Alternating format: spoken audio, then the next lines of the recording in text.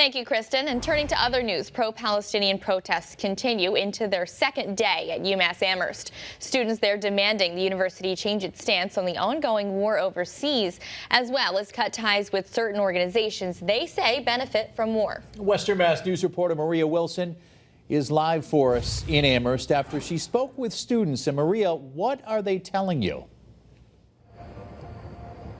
Well, Chris, Abby, after nearly 60 students were arrested here on UMass's campus for criminal trespassing last night, I spoke with students who say that the morale is high and the energy is low, but they are still out here demanding change from their administration.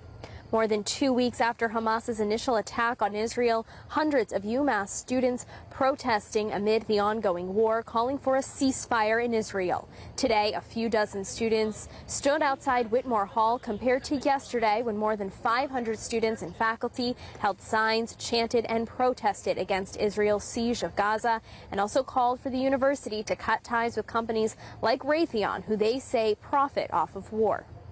You know, we can't choose where students go to work, but we can control the amount of influence that the war industry has on this campus, and that's what we're asking for, is for an end to the partnerships with military contractors.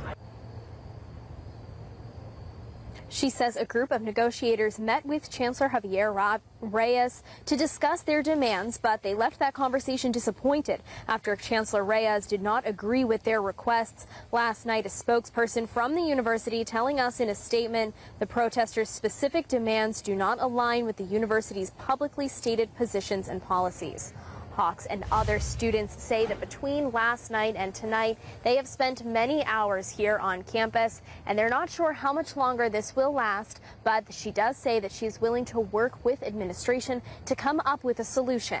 For now, reporting live in Amherst, Maria Wilson, Western Mass News.